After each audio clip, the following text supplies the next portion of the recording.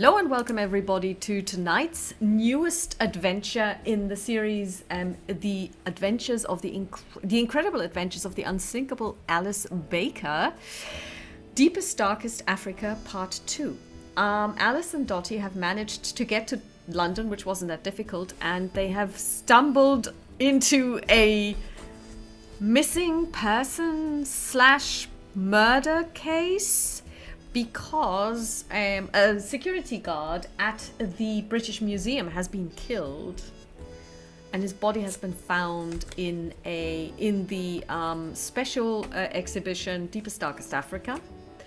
And one of the cleaning girls, Lizzie Burke, has gone missing. She hasn't come home. You have encountered her mother, who has been complaining and trying to get the chief of staff to talk to her about her daughter's whereabouts, but she was basically brushed off and was given to understand that her daughter was only so-so when it came to her questionable morals, and that there was probably going to be plenty a place where she could find the wayward daughter, probably in the with a person from the opposite sex. But basically you have decided that this is just not on. There is a problem, there is crime afoot. So Dottie has hired you for £5 as a PI to work for Mrs. Burke, and you've been making inquiries about the young Ms. Burke, and it turns out that yes, she does have a sweetheart. He works at the dockyards, incidentally, where her father works too. And she's in a situation that needs to be resolved one way or another, sooner rather than later. So it could be that Ms. Burke, Lizzie, may have maybe run off, eloped with her friend, her lover, or maybe she's trying to have a problem taken care of. Yeah, and as we know, maybe in the wrong place, which might lead to dying somewhere in an alley. Yeah, which was unfortunately even in the 30s still a common occurrence. But you have also decided that you want to inquire about her whereabouts, and the people who probably saw her last are the people that she works with in the British Museum, where she is a cleaning lady, and the cleaning staff arrive at 7:30 in the evenings, and then they do their chores, and then they go home again. Yep. And it is quite clear that she did show up. So the previous evening she did show up for work, you know this for certain, but the person you spoke to, Dr. Alistair Bradford, isn't there at night when they leave. So he knows that she was there, because she had been signed in, but he doesn't know if she left and when. Well, I mean, he assumes that she left because she hasn't been found in the museum. And it's also quite unlikely you found out that she was actually the person who killed the security guard. So there is no indication that this is a likely scenario. So it's now, I want to say, about 7 o'clock, 7:15. You have been put in the place where the cleaners will be coming in. It's the staff entrance. You're waiting, and sure enough, at about, or pretty much on time, 7:30, between 25 past to maybe 35 or 25 to, in this 10-minute window, the doors open and in come women of varying ages, very young, 12, 14, to matronly 50s to 60s. You're counting them. There's about 10, because the British Museum is a huge place.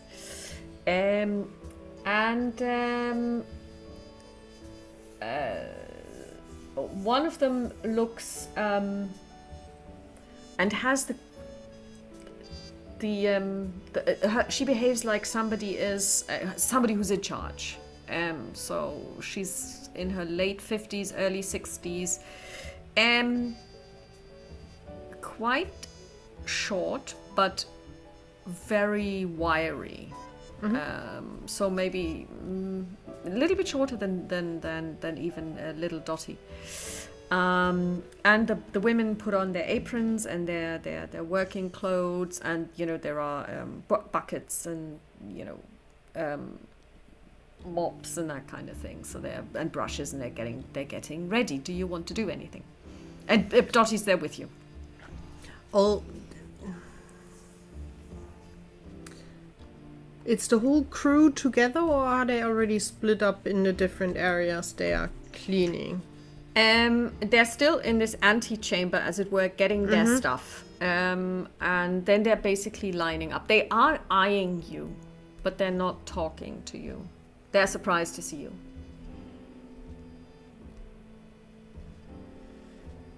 I think Alice would wait a little for them to get ready, because they she doesn't want to stop them and then be late and drama and all that stuff. So she will wait a little.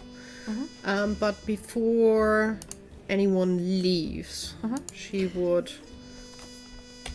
probably step up. So the older woman says, "All right," and you can hear a heavy Irish accent. And she's basically calling out pairs of 2, and she's assigning them different Then areas. I would step next to the exactly that lady. Excuse me, the museum. What was his name? Let me see. Dr. Alistair Bradford. I didn't even think to write his name down. Cool. Bradford. Oh yeah, Alistair Bradford. There I have him. Dr. Bradford told me you might be, or we could ask a few questions, not keeping you from work for too long. We would be curious to talk to some people who worked 2 days ago with Lizzie Burke. Lizzie. Yes. Well, I'm surprised that she's not here today, because this is this would be her normal shift, but she's not here. She's missing. That's why I was What do you mean hired she's to missing? look for her. Well, She was only here last night. Well, no one knows where she is now. So I would like to talk to the people here who worked with her, because they are probably the last one who's seen her alive. Well, let me see. Yesterday that would have been, and she looks around. Bernie, wasn't it you? You, Bernie, and Lizzie were downstairs in the Africa exhibition, and you were doing the foyer, weren't you? And Bernie is a young girl, 16. Yes, that is right, Mrs. Litchfield. Sorry, Mrs. Riley. Well then, go and talk to the lady. Thank you very much. And then she's like, everyone else, you go ahead. And then she looks at you and she says, well, this one needs to do the Africa exhibition on her own then, if Lizzie isn't showing. So will you please not keep her for too long? I will definitely. It will be quick. No problem. So the girl is holding on to her broom. It's kind of a little bit like she's hiding behind it, not doing a very good job. So, Bernie, yesterday, how was Lizzie behaving? Normal as usual? I'm. As I said, she's missing. Who No are one you? knows where Who are she you is. exactly? Baker, P.I., and she will stretch out her hand. And this is my partner, Miss Williams. Lizzie, Dottie looks at her and she says hello, and the girl basically she doesn't take her hand. She's kind of like really, well, to be quite honest, no, she wasn't doing too well. Physically, so did her body not work as intended, or was she distracted from her mind? No, she needed to sit down a lot. Okay. So I was doing most of the cleaning, and then I told her to leave early because she looked terrible. She was very white. Well, she was lucky that she was working with you and you were so nice to step in. But what do you mean she didn't she's missing. Well, no one knows where she is. We contacted her mom, her best friend, and no one has seen her since she went to work. So you are, as it seems, the last one who saw her. Well, I mean, I said that she should just sit down, and I was doing, and that, you know, if she felt like she needed to go, she could. And I was just doing stuff, you know, because psychology role. Let me write this to the end. Psychology.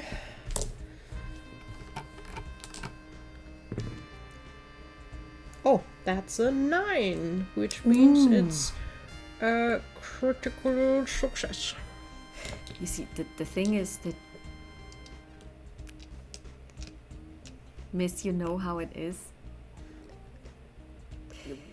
Well, we know why she didn't feel too well, at least body-wise, probably. She really needs a lot of money. So I said, okay, you just stay here, and, you know, we will just say that you did your job, and I'll do it for you, but just tonight.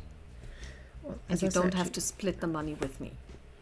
But then, was. you know, and then when I got back, she was gone. So I just assumed that she had gone early, because she really was white as a sheet. You left her in the foyer. No. She sat down in the African exhibition. There is and you saw that because there are benches for visitors. There aren't any benches in the foyer because you're not supposed to sit down there. Did you also, God, how was the name of the guy who was dead? Let me see. Peter Morrow. Peter Morrow. By any chance, did you see the I think, I'm not sure if he was there during the time, but the guard, Peter Morrow, he must have had duty as well.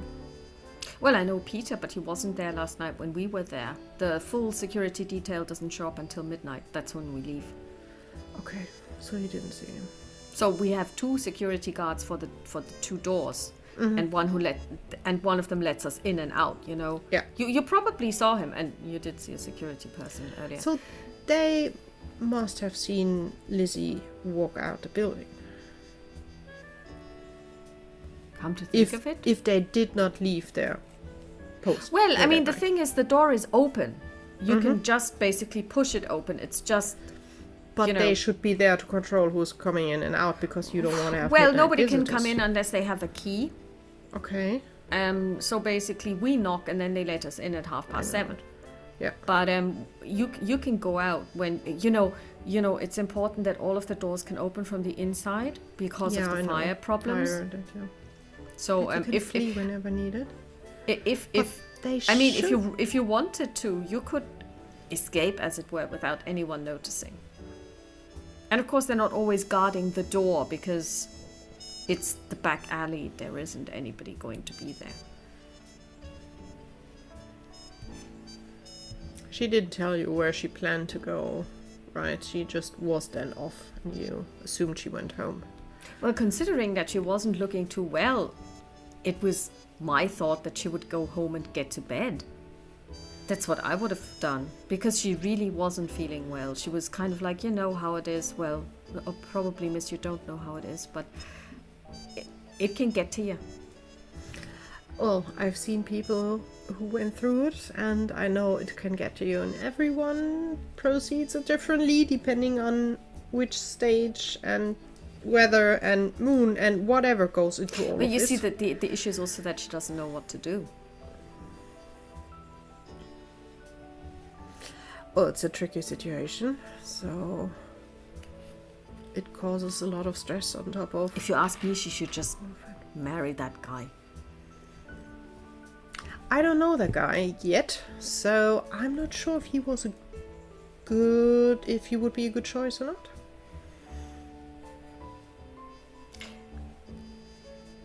If you live where we live, anyone is a good choice, just to get you out. Alice would pull out, I think, £1, and would just squeeze it into Bernie's hand. Bernie's. Why didn't I write Bernie down? I just wrote she was working with Lizzie. That's perfect. Note taking. Don't do that, guys. When you take notes. Well, first of all, thank you for taking time and telling us so openly, and never settle for the lowest thing you can get. There are good people out there, and everyone Not where we deserves a live. little bit. There are still decent guys there. Not everyone is a horrible person. Well, I'll settle for anybody who doesn't get home drunk every evening and beats me. Well, anyone who beats you should not be near you. And I know it's easier said than done. Never give up. You have a good job here. You can tell by the look on her face that she knows kind of like what she's thinking. What does she know? Mm-hmm. And she pockets the money very quickly, and then she says, "But if I really need to get going if I'm going to do it tonight Thank on you. my own." Thank you so much. And she leaves very quickly. Alice would. I think she would follow. Basically, she would go down to the African exhibition just to trace. So basically, just looking inside, there are benches. Probably she sat there and just trying to walk then outside towards the door, and just to see if we walk towards the door, then if there's any guard that would be watching us or seeing or doing. Because she's really curious if Lizzie got out unseen or not. Make a listen roll. Okay. Because her gut feeling still tells her it has something to do with the dead guard. But we'll see. No, a listen is a big no. Mm-hmm. You don't see any guards. Okay. And at the moment, the foyer is completely empty except for the two of you. You do hear the cleaning going on in the African exhibition. She isn't exactly quiet because she's actually humming to herself, which seems to be fine. Nobody cares. Yeah. And this, I mean, I've never been to the British Museum, but I assume it's a huge building, and I would imagine it echoes if somebody were to start humming. Yeah. A little bit tighter security would have been helpful. Oh well. And Dottie says, yeah, but well, who could have expected that somebody would kill a security guard and that a girl would go missing on the same night? Or on any night? This is the British Museum, after all. I still have the gut feeling that both are linked. Although I can't see a line next to them missing, well, one being dead and one going missing on the same evening or night. Where could she go after feeling so sick? Not home and disclose anything, that's for sure. I highly suspect she went to see him. It's a question if he has a place to stay. He needs to live somewhere.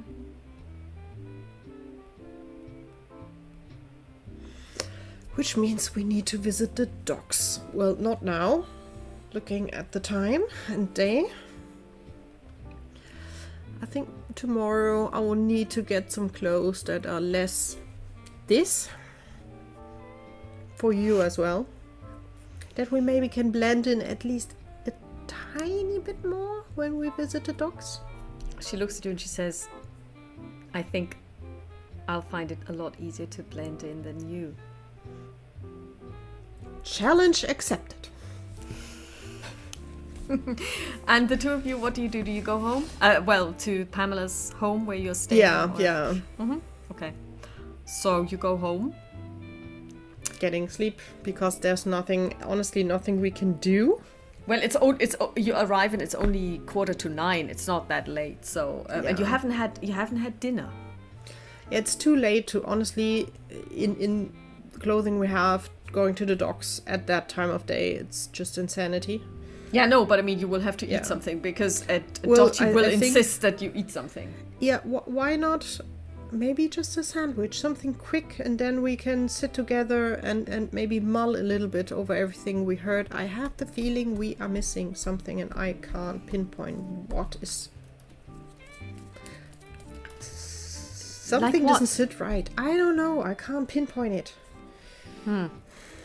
Okay, so maybe it comes to you when I make sandwiches. You arrive home Trevelyan opens the door and lets you in and takes your coat and everything. And he says, there are no messages for you, but the theatre tickets have arrived, madam. Thank you very much.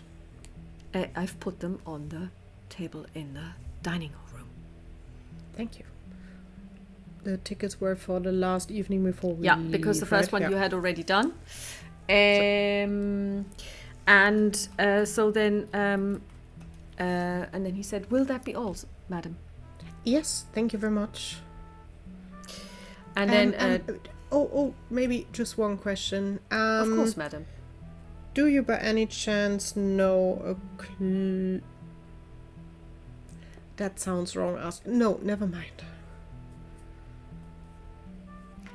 He inclines his head. Very well, madam. I shall then retire. If there is anything else, please ring the bell. No worries. We are totally fine. Have a good night. And thank you. You too, madam. And he ascends to the top floor under the roof where his quarters Alice would turn to Dottie. I just wanted to ask him where nearby we can buy clothes that look like workers' clothes. And I was like, they will not be around here. Those shops, I highly suspect. And I'm not sure that he would buy workers' clothes because he's trying to be upper classish. So she smiles and she says, madam, very, very astute reasoning. Very astute reasoning. It's I'm a little bit peckish, so maybe that's why my brain is a little bit slow. Oh, I can do something about that. And she goes off to the kitchen and then she makes the perfect sandwich. I will follow. I will plonk myself at the kitchen table. No, I will set up water for tea. 24. That's a hard success on the sandwich making. Best sandwich. No, I lie. It's a normal success. Still best sandwiches. Yeah, best sandwich ever. Basically, you have sandwiches, and then she says, well, I mean, it depends on what kind of clothes are you looking for? Anything that looks more like workers' clothing means not yelling money when we're going to the docks. You do know what this means. You would look like Bernie. I'm totally fine with that. We are going undercover. It's important to blend in. She says, no lipstick. I can handle that. No makeup. I can handle that.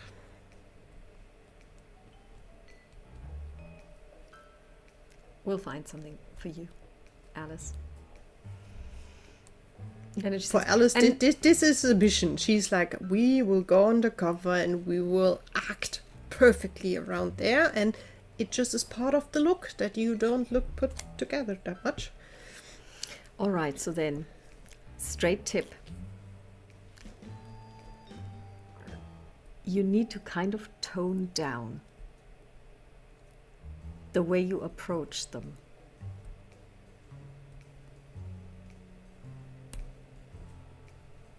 So not going in front of them like, nice to meet you. Yeah. I have a question. Also, we're going to go to the dockyards. So those men will not accept a woman of your age to take charge. If you were in your 60s or 50s even, no problem. You're too young to call the shots. Oh, but we can do something about that with makeup. And a nice wig. That's the word I was looking for. I can be an elderly lady. Then just channel your mother and you'll be fine. No, my mother would not be fine at the docks. If I channel her, we are doomed. I wouldn't. She laughs. I think your mother would be a better choice to channel. Oh yes, my mom would be fine at the docks. Also, the question is, there would be a couple of black eyes, I believe, if someone were to talk to her darling daughter. We still need to find a story why we are at the docks and why we are talking to the people. What I Can mean, we you just say you, we you have- just want to talk to one of them. That's true. We just need to find him. Oh god. 2 ladies are looking for him. He's in trouble. Not if one of them is like a 50-year-old matron with grey hair. Oh, I could be your daughter and I'm in trouble. And I've told you I'm in trouble for him. Oh boy, the poor guy. The stories will happen that he's having... No, we don't want to put him in there. He's going to jump on the next ship to America. Yeah, we To will need just to find escape. a different way. We have to do this in a different way, yes. But I like the idea of me turning older. Because I'm not sure how much I can tone it down, to be honest.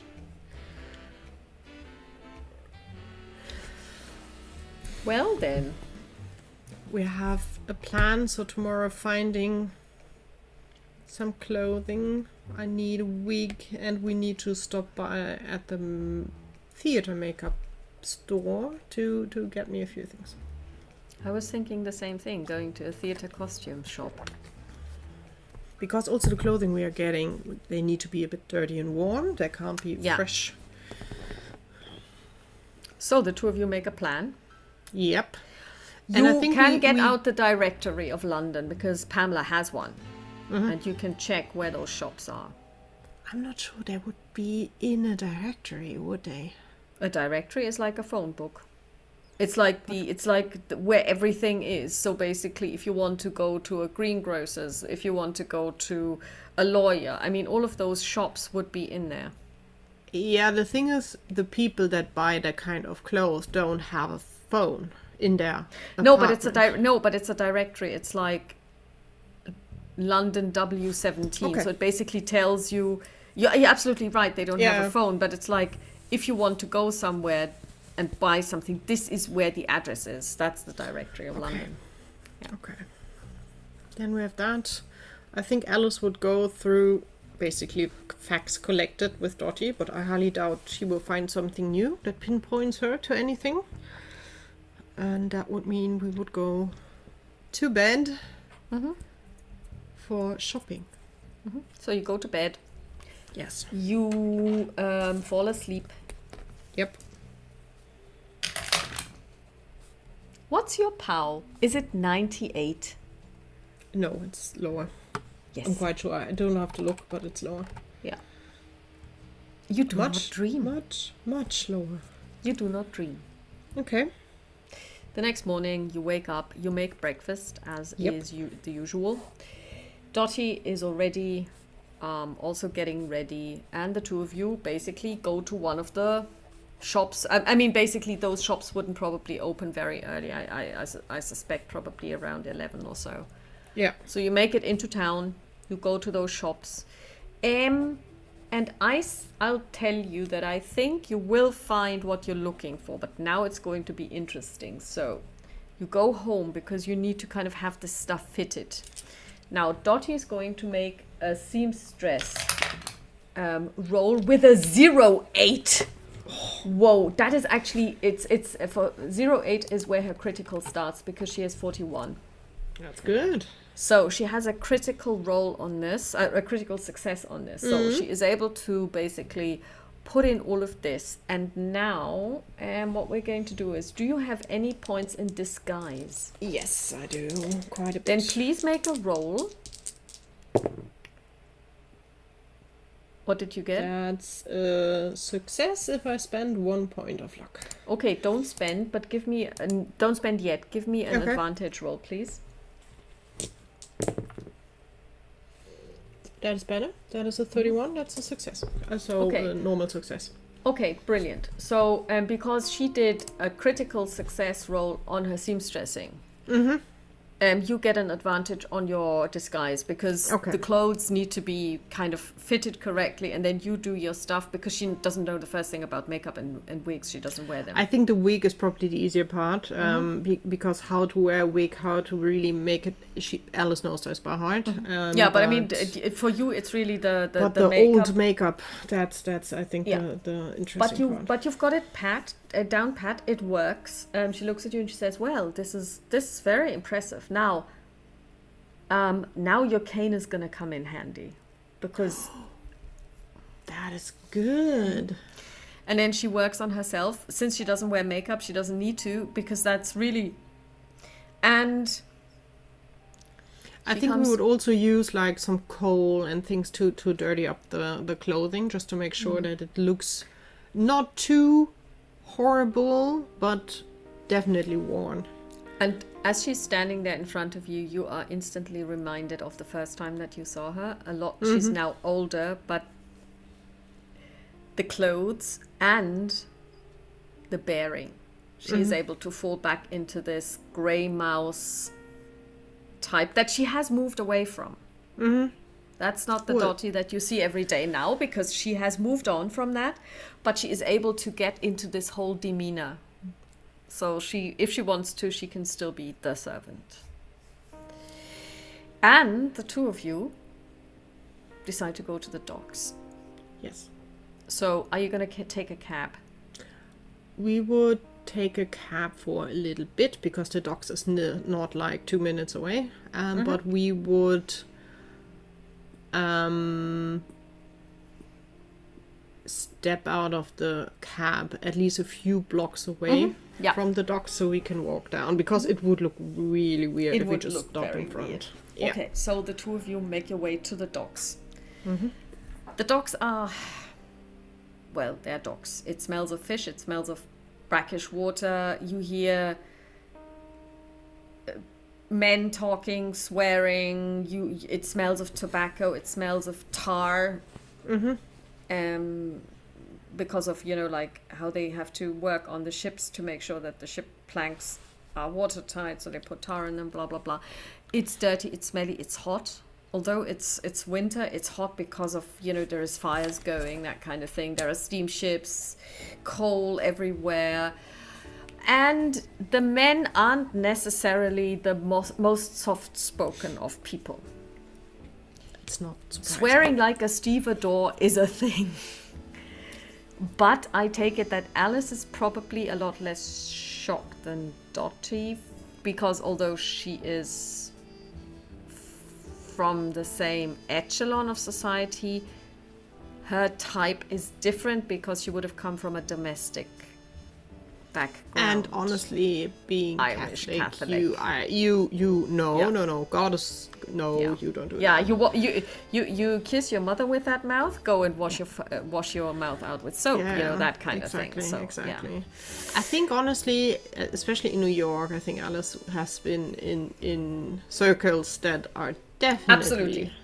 I think you are a lot less shocked. Now the thing is also, I don't know how you feel about it, but or whether you would consider a Dottie an attractive woman. She isn't ugly, so she is drawing more than one stare. Alice thinks Dottie is so pretty, and certainly one or the other hand gets reached out. Let's see when how I she see deals that. with that. 15 on her stability. She is doing fine, but she tenses up, you can tell. Oh, honestly, when the first time it happens, Alice will hit the hand with the cane. No, not with her. Find someone else. Who are you, her mother? That's none of your effing business. Have a good day, sir. Okay, let's see. I think Alice will try to. He swears at you. That's fine. That's fine. She doesn't care. She doesn't care. But if that happens again, it would be the same. Alice would at least play the motherly figure. I don't think she would officially confirm it, but she would at least she could be also the aunt, but an older, that is my young one. Yep. Don't you dare touching her. You have to go through me first, and you don't want to do that. I have a cane and I know how to use it. Somebody whistles and says, "How much for a night with her?" You can't pay that, sir. You will never be able to afford that. Okay. way, you have advantage on the next social role in this environment. That was a really Alice good one. Alice goes on. I think especially that kind of behavior she is used to kind of as well, even if it's worded a bit differently. She's gone through streets in her good looks, and I can't even imagine all the things she heard, and she just got used to that and just knows how to give snarky. She's good to being snarky. She can do that. You can tell one thing about Dottie. She is edging a little closer to you than she would normally be walking when the two of you are walking side by side. I think Alice would then hook onto her and would be like, I could maybe use some help for walking. Thank you, darling. Oh, nice. So you're now walking, and I mean, you are standing out simply because you're women and you're not fishmongers' wives. I mean, yes, you... So how do you want to go about this? How do you want to go about finding... I think when we're getting, well, close enough that we can... closer to the water, I think Alice would just keep an ear open, maybe for younger... There are probably kids around, I'm quite sure. Yes, urchins. She would just try to just... Young one, you want to have some coins for a little bit of help for an old lady? Let's see the coins first before I decide. Alice will pull out, I don't know, 2 tuppence is probably quite a bit in that age. You can get these if you can help us. We are looking for a young man working somewhere here at the dockyard named Peter Walker. I know it's not a rare name, but could you be a darling? Help us looking. And if you have some friends around who want to sneak in, whoever he holds out gives his us hand. Peter. One you will get now, the other one when we get Peter Walker. Promise. 2 now, 1 later. 3 in total for me and my friends. 1 now, 2 later if you bring it to me. Show me the 3rd one.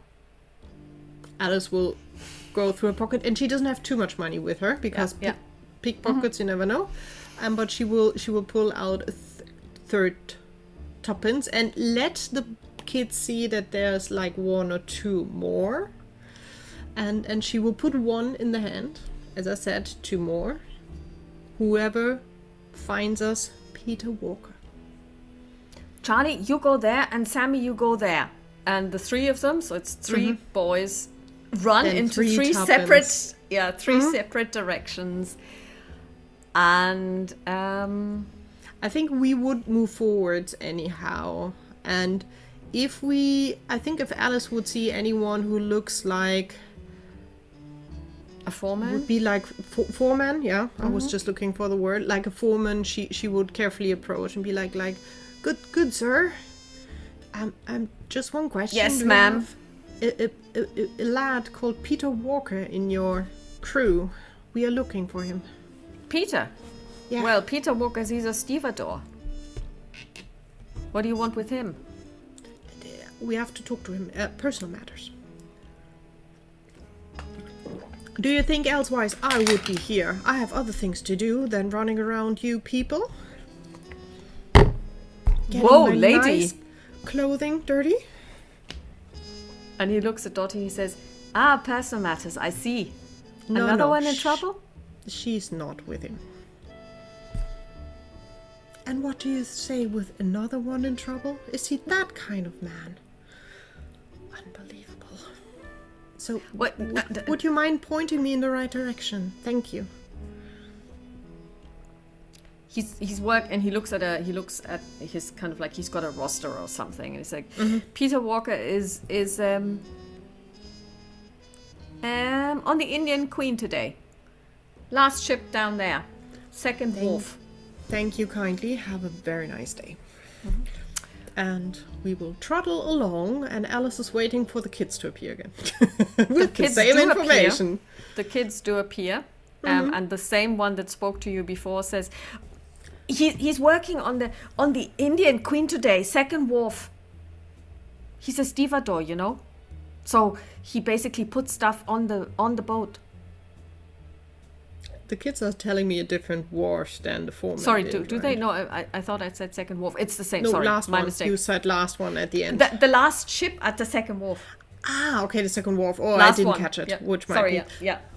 That's a perfect information, and I already have it confirmed that you're completely right. So give me a second, and she will pull out one more coin for the kid we already talked to, and for each of the others 2 coins. So everyone gets basically 2 tuppence. Whoa, lady! Well, he's like he's looking at the money in his palm. You are perfect little informants. That is something that needs to be paid well, because I met a lot of kids that try to tell me this is Peter Walker, and he obviously is not. So thank you for being honest. Well deserved pay. The 3 look at each other, and then they look at you, and it's like almost like they're afraid you might take the money from them. They just run off. And bye! Have a nice day. Don't steal anything. Dottie's like, well, maybe not today. Well, they got a little bit. Yeah. That should bring them through a few days. I hope so. I always feel horrible for these kids hanging around here, because some of them are really smart and they should have a better home. But hey, then let's go and let's see. Peter Walker met Lizzie Burke, and both have quite a name to them, don't they?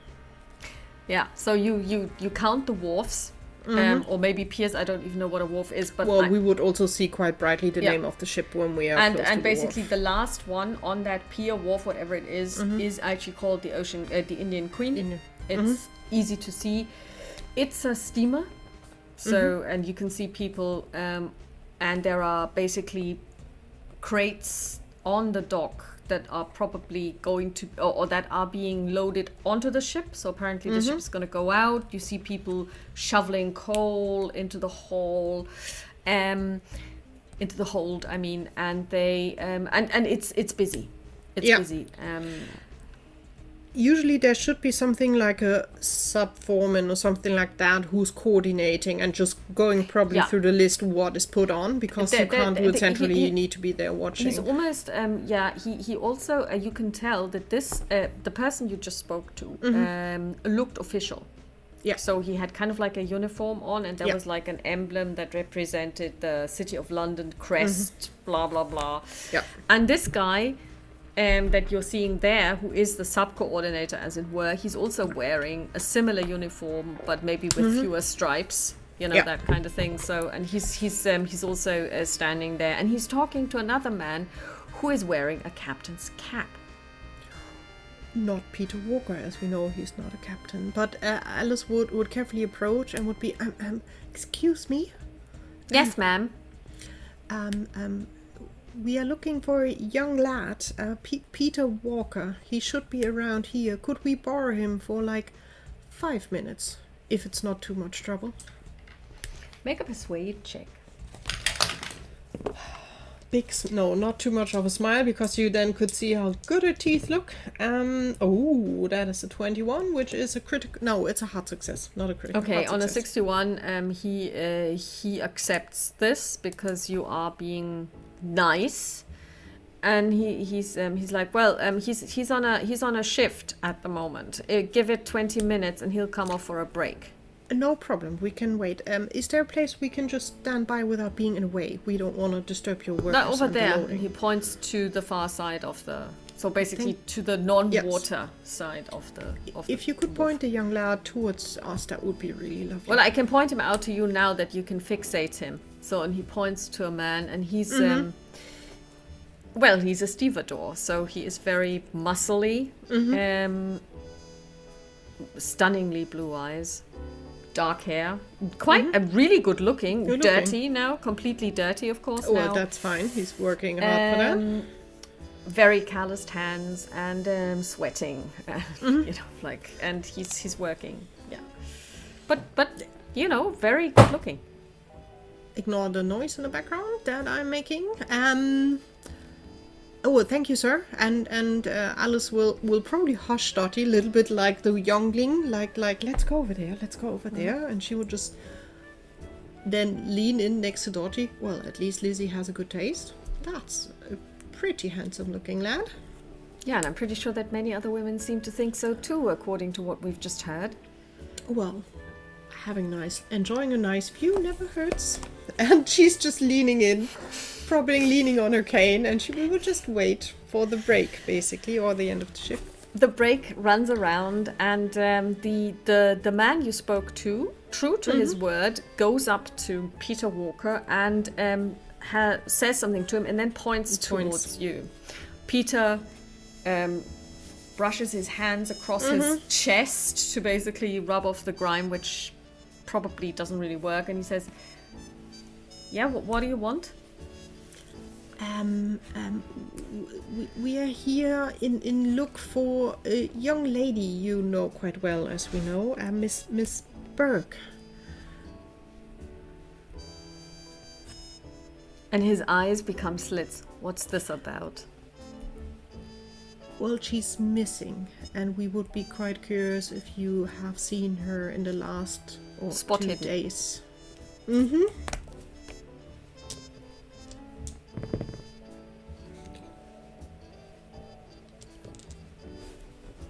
That's 100. That's a critical fail. Oh dear, I don't know how to... What happens when you critically fail this one? Because, you know, this is not like you fall off something.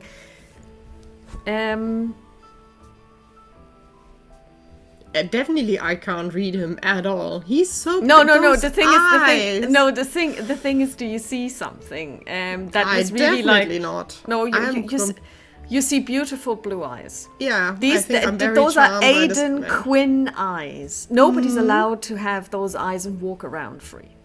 Yeah. We were just curious if you have seen her, because there are by now a lot of people missing her and very worried that she's dead in the River Tame.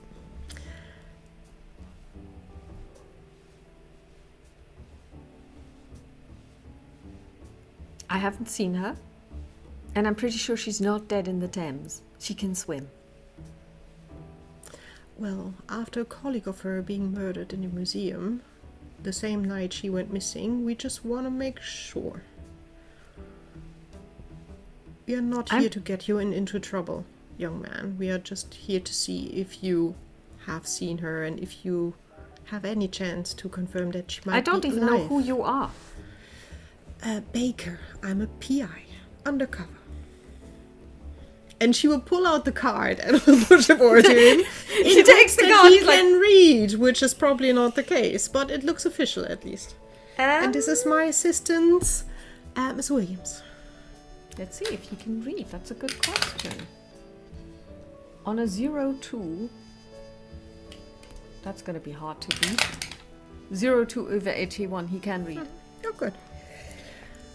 She's missed at work by her family and by some of her friends now. So the circle is getting bigger. And who's paying you? I'm pretty sure that you don't come cheap. That is none of your business. Who is Oh, yes, paying it us? is. Since when? Psychology roll. This can't be worse than the last roll. That is definitely better. That is a success. Barely, but... Okay. He comes off as really aggressive. It's none of your business. I don't know who you are, and I don't know who's paying you, and I haven't seen Lizzie.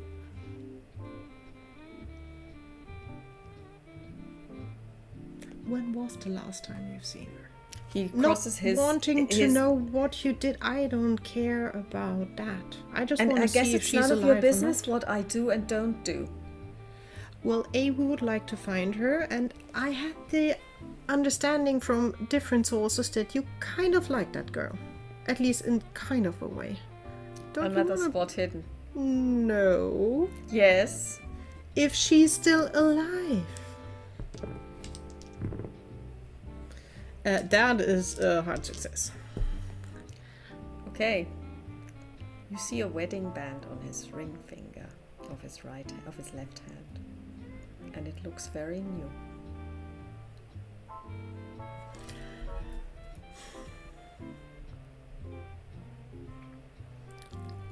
again, we're just here to get an idea if she's alive. If she's alive, we can let this go and you two can be in peace and quiet. Is there any option she can give us a sign of life that she's okay? What would you do with that sign of life? Giving it to her family and friends that they stop worrying that she's dead, like the guard found in the British Museum when she left. Was she found dead in the British Museum? No, but a lot of people are a bit worried that it's interlinked, me included. Then tell them there is nothing to worry about. She is fine. The other option would have been that I would have offered her help with her little problem, but if she doesn't need that, good for you too. You should still tell her running away from the problem is not helping. She can't hide here from her family. Her father is just working a bit down. Word travels quickly. She should talk to her family. Especially if you did that, everything is fine. We're just waiting. And she would point to the finger explicitly. We're just waiting for me to get paid and then we're out of here. I've booked passage. Good.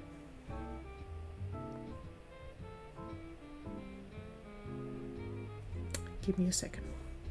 Then you will have your peace and quiet again and never see me again. Alice will pull out a notebook from inside her garments. I don't know how the ladies then did that without pockets, but they could still store stuff everywhere. So well, depending on how ample your breasts were, you could stuff lots of things down there. Not Alice because she's very slim, but yeah, but with that clothing you could fill it out a little bit. Yeah. So she would pull out and she will write a small note to Lizzie. Just dear Lizzie, you don't know me, but especially your mother, but also some friends are worried if you're still alive. So have this included for a good new start. Take care of you and the little one, and if you have settled, maybe use a little bit of this money to send at least a note to your family that they know you're alive and just living a new life. And if you ever are in New York City, you're always invited to come by. And she would put in her card, she would put in, I think like £5 probably. that's a lot of money, yes.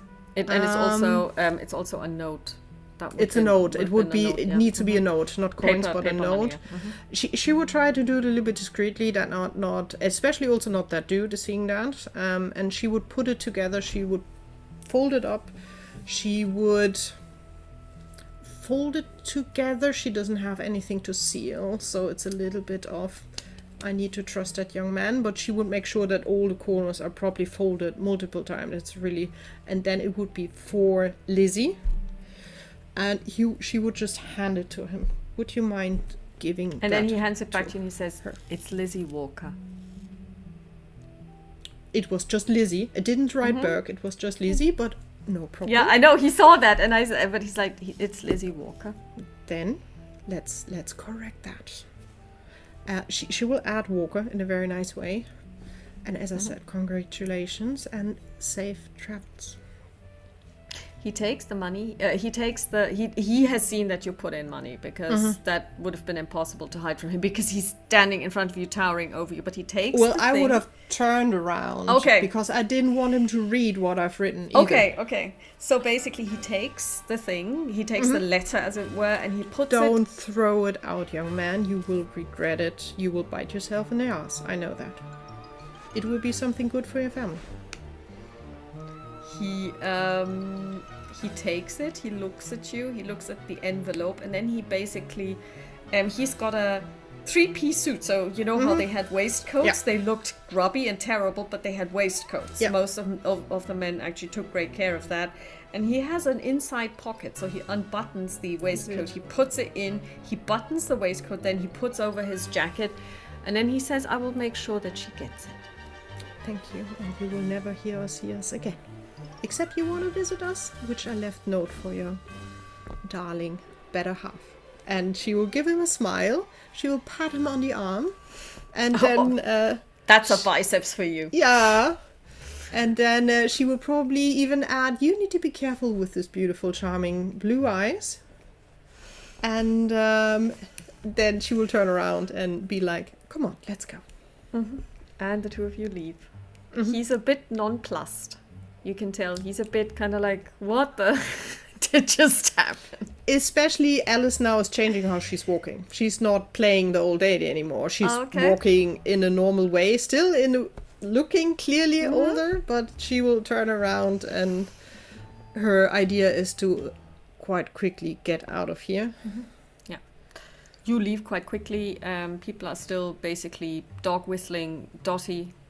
If not you, because obviously you do look different now. I mean, your whole posture and demeanor have changed. Alice doesn't care. She's dog whistling. Anyone who tries to touch us gets the cane. It stays with that. That is non-acceptable. Yeah. But this time around, people actually... they have noticed you go in. They've seen what you did. They come out. They see you come out again. They're like, no, we're not touching those two. Mm-hmm. And you leave the dog area. Yeah, we will probably have quite a trip to get a cab and probably wave money that they can see we can pay it, because usually we would not be the people to get a cab, but we would have the idea, and then we would go home. Alice would like to change, get makeup off, and turn into herself again. And I think then we would make a trip to Miss Burke. Mm-hmm. Okay, so you Mrs. Burke. Sorry, Mrs. Burke. And basically the two of you change, and then you make a trip to Mrs. Burke's place. Mm-hmm. You arrive. You know where she lives. Mm-hmm. Yep. You just knock on the door. The door is opened by the same neighbor that you left her with the previous evening, who was going to stay until her husband came home. Yeah. And she looks at you and says, "Oh, it's you again. Is Mrs. Burke in? Come in. Yes, she's over there. I'll make tea." Thank you. Before you can even decline, she starts making tea. This is England. That's fine. That's fine. Any news we tell will be around quicker than we can look properly. There is only the one room, so there is a door, but basically this is like the parlor / dining room / kitchen thingy. So when you talk to her, the neighbor is there, and she will hear what you're saying. Yeah. So, Miss Burke, we have information. I'm not sure how happy you will be about it, but it's still good information. So we definitely have confirmation what is it? That your daughter is well. She's doing fine. Where is she? Well, that's maybe not the best thing. She took off and left the city. When she gets back in this house, her father will have more than words. I can tell you this for nothing. That might be a reason why she's leaving. I'm not sure. You should not hit your children. That's never... Who are you to tell me how to bring up my children? This is not how I brought her up. She's unmarried, and she's my daughter, and this is her home. I'm quite sure she knows this is her home, and I can imagine if things go really horribly bad, she could use open arms to get her back, even though with a lot of "you should never do that again." But as I said, she's fine. She's not hurt. Yeah, then tell her to get back to me, and quickly. As I said, she left town. I have no ways of contacting her. It's totally on her if she wants to contact anyone. She'll be back. She'll be back. At least you don't have to worry about she being dead or kidnapped or anything like that. She left town. For all I know, she's gone to Wales. And you know how quickly girls die in Swansea? Oh, I can already... She's probably already dyed her skirts red. That little... She's not gone there for that. She could have stayed here if she wanted to do that. It's not that in Wales you earn more money than here. Here you make the money. Swansea. Tiger Bay. Look it up. I think she left here to have a nicer life. not a worse life. What's wrong with the life she has? She's got a good cleaning job at the British Museum. She's not half ugly. She will find a man who will marry her in spite of her reputation. I've got 1 or 2 suitors lined up. Well, I think she will find someone very handsome in her own ways and be happy with him. How do you know? You haven't even seen her. Just gut feeling. Some people deserve something good. The neighbor is inching towards you and she whispers, maybe you should leave now and leave this to me. And she winks at you. Well, have a nice rest of the day. And I'll tell do the my museum, best, says the neighbor. And don't worry, I will tell the museum that Lizzie basically quit her job and that they need to find someone else to replace. She nods. And then that would be our next stop. We would have asked the cabbie to wait outside. And then the next stop would be the British Museum to see if we can find Mr. Bradford. Mr. Bradford is in the foyer. Oh. He's talking to the police. Oh. I cannot close down the exhibition. What do you mean close down the exhibition? It was closed for half a day yesterday because the security guard was murdered. Now you're telling me I need to shut it down again because that cleaning wench was killed? I mean, I don't know who killed her. I mean, I have no idea what's going on, but I cannot close down the museum. What do you mean close down the museum? But it was probably, you know what, the girls, they have boyfriends. Well, plenty of them. Maybe she let one of them in. You know how it is, like, you know, a little tête-à-tête in the exhibition hall. Excuse me? Yes, what do you want? Well, anyway, as I was saying, it's probably... Excuse me? Just to confirm about which cleaning lady we are talking. Oh, that Beatrice... Barbara, Bernie, that Bernie girl. She died. I talked to her last night. Well, yeah, so she's dead now. Alice hesitantly stops herself from slapping that man talking that way about someone who died, who he was responsible for. Well, for something you are responsible for, sir. Me? I didn't kill her. I wasn't even here last night. No, but she's on your crew. You are paying her. You should take care that the kids are safe here when they're working.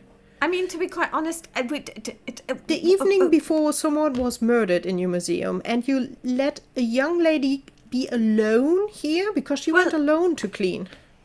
So? The museum is perfectly... I believe she probably let in her lover boy, and there was kind of like a little bit of a fight, and Alice is now slapping him. Okay, make a text check. Oh, well, no, unarmed combat. Unarmed combat. Let me see, where do I have unarmed combat? It would be 25 regular. Oh, there, it's in there. Let's see. But you actually get an advantage to this because he's not seeing this coming. That's a 12. Oh, I can try advantage. It can get better. That's already a hard success. No, it's not better. It's a hard success. Okay. Do you have a damage bonus? Yes. Then roll a... No, damage bonus I don't. I just roll normal damage. Then roll a 1d3. So we will have the d6. 3 points of damage. You give him a right wallop. You're probably wearing one of your mother's rings because you do leave a mark. You draw blood from his cheek. That hurt. You have no Are you idea. crazy? Well, you are treating those poor people like dirt. You want to have more murdered. It sounds like you are happy that more and more get killed in your museum. You should be worried, sir. You know one lady more is missing, right? That's number 3 now. Within 2 nights, 3 people missing, or 2 dead and 1 missing. The police officer is looking at you very interestedly. and listening to what you're saying. What do you mean 3 people are missing? Who else is missing? Well, we have a dead security guard and now we've got a dead cleaning lady, but you say that's somebody missing. Who's missing? You didn't tell me there was somebody missing. And he looks at Mr. Bradford very, very, very strictly. You should have brought this to my attention. Well, Inspector, I'm sorry. I mean, this is completely like this girl ran off with, you know how the girls are. She was probably sleeping with everyone. Well, that's the story he tells about everyone. Probably the poor guard also was someone who wasn't dirty ideas. That's why he was murdered right in the museum. Because he gambled or whatever. He has quite a vivid fantasy about people he has no idea that who they are and how they live. Just because they're so who's in a missing? lower pay grade. And he takes out his basically his notebook. So who's missing, Mr. Bradford? So you know that there's somebody missing from your staff, and you neglected to tell me this. This doesn't look good for you. This doesn't look good. I'm not saying that you've got anything to do with this, but this young lady is really right when it comes to they are somehow your responsibility. One of the cleaning crew, the partner that worked with the dead girl, Bernie, who we talked to yesterday, because we did investigations on searching for her, because this man did not freaking care. So she's missing? Yes. Have you looked in the African exhibition, Mr. Bradford, to tell if she's there? Maybe she was killed as well and her body has been hidden. Alice is just standing next to police and just underlining what he said. Mr. Bradford is basically holding his cheek. And he's now basically taken out a handkerchief, like one of the white starch ones, and he's holding it to his cheek and dabbing at his cheek. And he's looking... It will not bleed for long. I'm really sorry. That was not intentional. I need to remind myself, if I wear mom's ring, I should not slap people. You kind of deserved it still. Did that young lady die? The inspector cannot help himself but smirks. That's fine. Just to be curious, did the poor girl die the same way as the security man? Well, now let me interject. And the inspector pushes Mr. Bradford aside and said... And by the way, Inspector Baker. Marlborough. Oh, Alice yes. Baker, private I was just going investigator. to ask your name. Alice will pull out... Wait a second. And she will write the number of Pamela's house, the address. Well, usually resident in New York City, at the moment living in London. Address you have in the back. He takes it and he's like, Alice Baker, private investigator. Well. Well, we stumbled over this. And you have been investigating this young lady's who's missing absence. Yes. Because last she was seen here. Oh, and you said that she was working with my murder victim. Yes. What did the victim tell you about the missing lady? Just told us that yesterday, before the poor security man was murdered, timeline-wise, because it was earlier in the evening, they worked together in the African exhibition to clean, and, well, her friend didn't feel too well, so she left a few minutes earlier than the rest. And then Bernie did the rest of the cleanup, shut down, and was quite surprised to not see her friend today at work, because she didn't show up. Oh, so she didn't show up last night either. So basically, when you were here last night to speak to her, she hadn't... Last night, the night before. Yeah. And so last night she was not there, and... well, we more by accident honestly stumbled over this case, because we were quite happy visitors of this museum, and we looked at the African exhibition. It's quite marvelous, I have to say. And since... Yes, isn't it just, interjects Mr. Bradford, and the inspector says... Since Mr. Bradford did not care about even worrying that someone is missing who was dearly searched for, I decided to step in. I'm on vacation, but still, you know, if you do this for a living, you can't really stop if you feel there's something there. And we talked yesterday to the poor Bernie, because we wanted to hear exactly what I'm just telling you. And then she went into the African exhibition to clean, and she was alone, since her friend was not there. She was just on her own there. And I find it quite difficult to understand why, in the current situation, anyone would be working alone in the evening with no security nearby in this museum. He turns to Mr. Bradford and says, well, what do you say to that, Mr. Bradford? Because that is a very good point that this young lady is making. He's a lot older than you. He's in his 50s. Bradford obviously is completely out of his depth because now there are two people giving him grief over the same thing, and he's run out of arguments. He ran out of arguments a long time ago, probably. Should we look for any signs of that missing girl in the African exhibition, maybe? Because no one ever looked for her. I think we should. Do let's, madam. And he... Thank you. He makes kind of like a gesture to let you lead the way into the... And it still says, you know, deepest, darkest Africa, and you just walk in. And he says, excuse me, before we walk in, I'm afraid the dead body's still in situ. Alice will just look at Dottie. Well, I don't have a problem with that. Not sure, Dottie, if you want to stay outside or join us. I will come with you. That's good. And we will not touch the body. Promise. We will not touch anything. We will just look if we find anything. Mm-hmm. Police work is very important. He's charmed.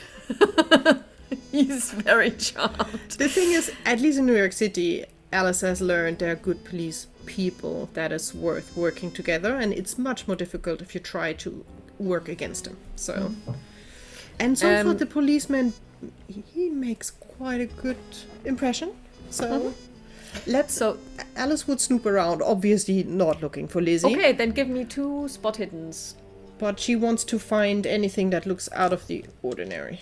Next to the dead body. I was just going to say, well, first of all, there would be this dead body. Just for me, the security guy, he was also in the African exhibition when he was found, right? He was killed in the African exhibition. Let's see. The first one was a 21, which is already quite good, and the second roll is an 8. Mm-hmm. So a hard success and a critical success. Mm-hmm. Okay, for Dottie, it's a normal success. And don't forget to tick it, and it's already another ticked. Normal success. So, yeah, so the two of you throw together several successes and even hard successes. And first of all, yes, you see the dead body. I would still look just shortly at the body if I see, I don't know, if there's a spear sticking out of her, or a knife, or is there any visible weapon, or like cut open chest or anything really that springs into your eye. You, and I'm coming to this because yes, I would assume that you do look at the body, and the body is still fully exposed, so she has not been covered up. That's fine. She is, there are a couple of things that you notice about her. First of all, her face is frozen in a mask of terror. Terror, okay. Also, dead bodies tend to look a lot like wax. Yeah. So that is the case here, but she's also completely white. And here I'm not talking about deathly pale. She looks completely, almost translucent. Really, really white. And you notice that she does have 2 marks on her where the carotid artery is on her neck, as if she has been bitten, but there is no blood whatsoever on the wound. Nothing. Still, I think Alice will have at least a brief idea. Oh, vampire, and then she will be there. Nah, that's stories, and then she's like, well, Wendy goes with stories and still, and then she will stop herself. I think. Nevertheless, before we really start walking around, she would turn to the inspector, just to be curious, did the guard die the same way? Because it's quite unusual. I would agree. I still don't know what the cause of death is, because it looks like she was bitten, but, you know, I would expect if this was a wild animal, first of all, there are hardly any here in London, but if it was a throat torn open by, let's say, a wolf or another predator, it would look different. This looks very I'm sorry to say this, madam, but it looks kind of clean. Yeah, it reminds of the stories we know about Dracula and all the fun vampire things, which are stories, although there are bats who actually drink blood of sheep. But they are tiny, they're not that big, so... I mean, God knows what they brought in when they uncrated everything that came from Africa. That is true, we have no idea what kind of animals live down there. And then he says, well, no, to get back to your original question, the security guard's neck was broken. Oh, that is definitely and he different. Looked like somebody had battered and bruised him. So far we haven't, well, I mean, just looking at the lady, we will still have to wait for the coroner to undress the body and then do an autopsy. We have not really found any bruising on the body that we can see. Okay. And you know, she was wearing kind of like an apron, but she had kind of like shorter sleeves, and they've been pushed back, and you can see that there is no sign of somebody grabbing her and leaving finger marks on her arms, which might come through in a little bit. But he said what I do notice is I've seen many a dead body, but I've never seen one this frightened. Well, she looks like she saw a ghost. Yeah, or the devil himself. Before or the she devil died. himself.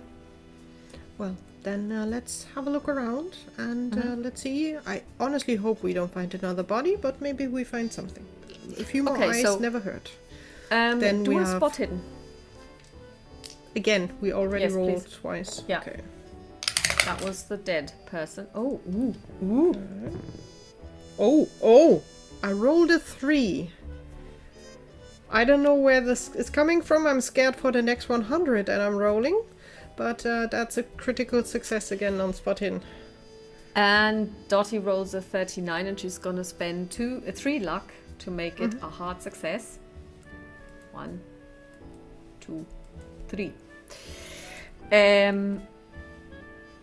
Remind me to pack these dice for the next game. I will. So number 1 is Dottie notices sand. Specks of sand on the floor. And she draws your attention to it. Now, I told you the last time that there were those dioramas where they had rebuilt a kraal, and you know, and it was all life-sized, you know, and they had like stuffed leopards, and are there leopards in Africa? Let's just say there are, or whatever, and it was all life-sized. And there was also sand. But that was behind kind of like so basically there would be lines put up so that people don't cross, and then in front of those lines there would be those little plaques and kind of like on little pedestals explaining this is what you see there. So for sand to track onto the floor, somebody would have had to step into one of those dioramas, walk around, and then walk out again. So that would be very unusual. Also, a cleaning lady wouldn't do that. On the contrary, she would actually get rid of the sand. So yeah, but it might leave tracks that we can find. So it would be having a closer look at the dioramas and see if anything is disturbed or it looks like someone's walked through it. And with your 0-3, you look at the dioramas, and there are 3 of them. And weirdly enough, in one of them, you see something that you have seen before, but it was somewhere else. There was that statue made of wood of the man in shackles. Yeah, I remember that. And then you saw them on an official day. You saw them in the you saw the shackled hands in front of the statue's body in the paper. Then when you saw the exhibition, they had been removed and had been placed in a kind of like a display case, and you were told by the student that they were very interesting because there was writing on them that was definitely pre-colonial. but that the shackles themselves were of colonial make, and you had seen similar ones in slavery exhibitions in the United States. So those were definitely, in this case, not Western but Northern stuff, whereas the writing clearly was African. And he said that this was very strange because nobody had ever seen anything, and it was a really weird mixture. And they had removed them to be able to display them, because when you see just them on the You the can't statue, really look at them. you can't really look at them. Now the problem is that this statue is now standing in that diorama, and the hands are not crossed in front of or folded in front of the chest, but the hands are actually hanging by the side of that statue, and it's standing stock still and trying to blend in, you would say.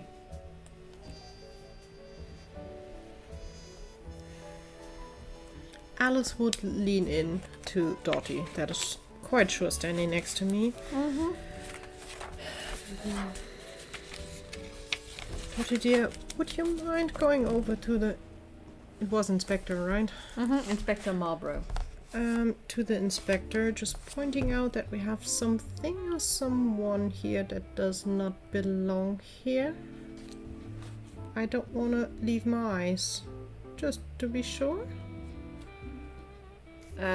She let's see if she actually picks up on what you're seeing. If not, I would give her the hint. 49, yeah, and she's like, oh, I see what you mean. I don't That is think the really museum weird. staff did that. Also, he was made of wood. If they were to change the way his arms are positioned, they would break them. Yeah. It's still definitely the one statue. Okay, she's make a sanity check, because this is now kind of like on a 0-1. Dottie is super fine. She's like, We've seen worse. yeah, we've seen All worse. is well. And, yeah. Oh well, I rolled a 26. I'm fine as well. That's fine. You're fine. You're fine. Yeah. At the moment, it's just standing there. You're fine. Alice is waiting for the thing to move, so she definitely has her cane You do have ready your to cane. Yeah. to defend herself, or to kick legs away so someone who's trying to run falls down, because Alice is waiting for that thing to move. That's why she Okay. doesn't want to leave. So Dottie goes back to the, but she basically is retracing her steps, but she's looking at the thing, so she's basically walking before backwards. Dottie steps away, maybe look at the place where it should stand and see if you can see any sand there, just to be curious. Good point. I will So yell if it moves. Yeah, so she basically retracts towards the inspector, not taking her eyes off the thing, and then she says, Inspector Marlborough, would you mind joining Ms. Baker? She has found something. And then he says, oh really? What is it? And you hear his steps coming towards you.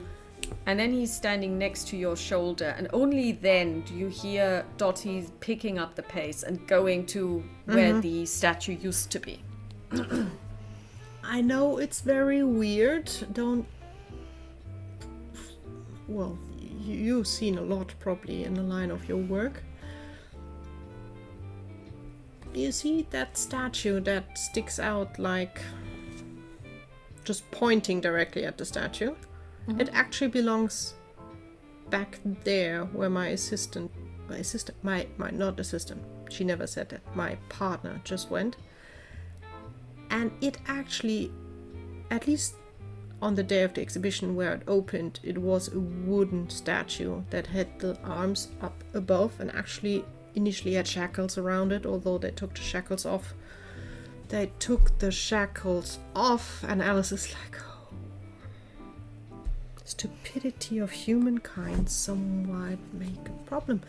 They took off the shackles that held the statue because they wanted to be read easier, because it's quite peculiar what is and how it's written on there. I think whoever's or the staff can explain more about that.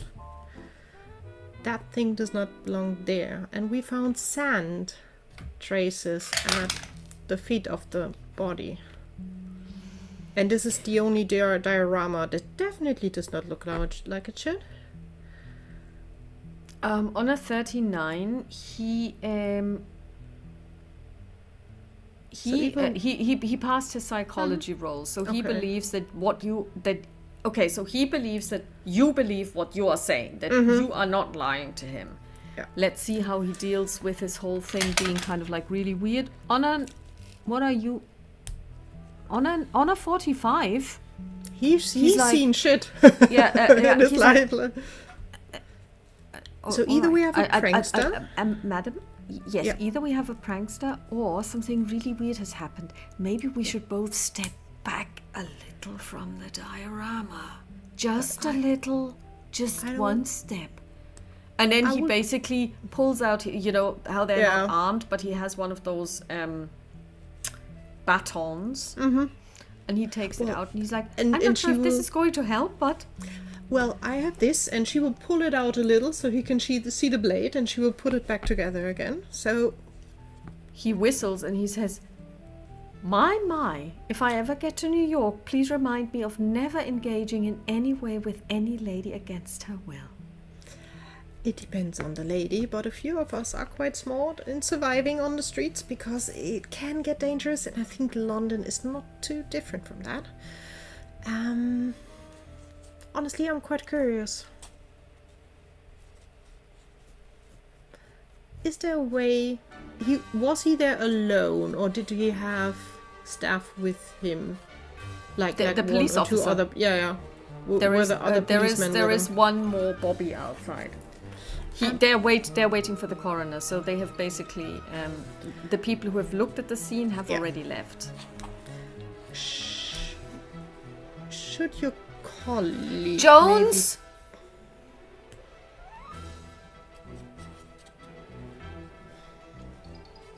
And we wait until he comes. Jones comes running. Appear, obviously. Alice would not turn around, but she would call, Dottie dear, would you mind looking if the shackles are still there? Dottie comes back and says, there is no sand in that other area. That's good. So basically she walks, she says, find the shackles, okay, and she goes away, and she knows where the shackles are, and she says, yes, they're still here. At least there might be something. I think we need someone who's really in detail trained on the African. Did I say Egyptian? Still in the past. Easy error to mistake to make. It all comes again. That maybe knows a little bit about the figure and the statue, and the statue and the shackles. Oh, God. Is there any way? Dottie, dear, do you mind maybe asking outside? No, I will go to information. I mean, we met Mr. Really Blake. He was the student who gave us information. Maybe he's still around. Or maybe even the curator, Dr. Brewster. That would be maybe... I will be right back. And she runs out. And then the inspector says, is it going to move? I'm not sure, but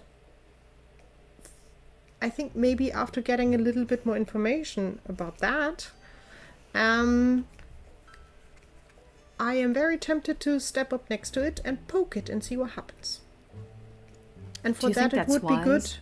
Well, that's why I need two strong men looking out and helping and stepping in if needed. Maybe we can, although I don't want to add too many people. I mean, the statue that you're looking at is about 170 meters tall. So it's life size, and it is of a man that has muscle. So it's if this was a human being, there would be some strength behind it. Yeah. Looking at it while we are staring, it still looks like wood, right? Make a spot hidden. Or has it changed? Not looking like wood anymore. That is a 60. That is a success. Looks like wood. Okay. Just scanning down towards his feet, does it look like the sand in front of him was disturbed? Like someone walked through? Yeah. Okay. You don't need to roll a spot hidden because that's obvious, yeah. It looks Inspector like Joss to it's disturbed. You don't see footprints per se, but it's been So especially since you can see that the diorama itself has been raked. So to make it look nice, you know, it's you probably already saw it, Inspector, but you see at the statues or figures' feet that the sand is disturbed. So someone definitely went through to that place, maybe returned. I think we can't really see in that hot mess, but someone. Okay, so I gave him advantage because you pointed it out, and on a 53, not so sure, but on a 29, he also sees it and he says, "Oh, yes, you're So it's right." definitely evidence that someone stepped in there, maybe planted the statue, although I still have no idea how they bent the arms down, because it's a wooden figure. You would need to break them and then they would break off. But I mean, honestly, But why? I'm not debating this, but wouldn't it be a weird prank to first kill someone, And bite then them do in the that? neck, and then do that? I mean, that's a bit of a weird prank, isn't it? What about... We know there are weird people out there that have weird ideas. Yeah, but It this is might be England that's still. maybe not as weird as we in the States. You are right, but maybe still there are some people who are not right in your mind. Maybe someone moved Jack the the Ripper statue. definitely wasn't right in his mind. Excuse me, what? You were saying what? Maybe someone moved the statue because they had the weird idea that it belongs there. I don't know why. And poor Bernie stumbled over the whole situation, and that is what she got for it, because she's seen Oh, who's you mean her done murder it. was a way to conceal either a prank or another crime? Yes. At least that is something that has happened Considering how before. she died, though, at that moment you hear footsteps approaching. Alice is not looking away from the statue. Next to you appears Dottie, and she says, Alice, Dr. Brewster. Dr. Brewster, Ms. Alice Baker. Alice will hold out the hand. I'm hesitant to look away from our prized possession. You feel a hand touch yours, give you a nicely firm but normal handshake, so he's not trying to squeeze your hand too tightly, So- but it's a firm handshake. Dr. Brewster, just to excuse me? confirm, your staff did not put that here, that belongs there. He looks Because he has been looking at it. you assume, because you know that's what you do, and he follows the way you're pointing. He's like, Also, I would be What? curious, how did someone move the arms down? I can't believe my eyes. I was just curious, do you have any information just to humor me about the statue, exactly where it came from? And if you have any idea about the shackles? Excuse me, what? Where the statue came from exactly, and if you have any idea what it's for around... Well, we know its provenance quite exactly. It comes from the Gambia. Okay. It is dated to the 16th century. Wood, cedar wood, imported from Lebanon and then brought down to the Gambia. Quite a common occurrence in those days. In inter-African trade. It is highly elaborately carved, very lifelike. It's one of a kind. We've never seen anything like it before. What was so curious about it was that it was shackled. Because it is of African provenance and made by African artisans, as it were. However, it was shackled using shackles that are definitely British slavery shackles, which in and of itself is a very, very weird combination, but it gets even weirder because African culture is not necessarily a writing culture. It's quite a lot like the Norse cultures or the Germanic cultures that didn't write a lot either. That doesn't mean that they didn't have an alphabet, it's just that they didn't use it as often. Now here on the shackles we find engravings of an African text written in an African script that is not as you would find it in many other African countries, namely in Arabic script.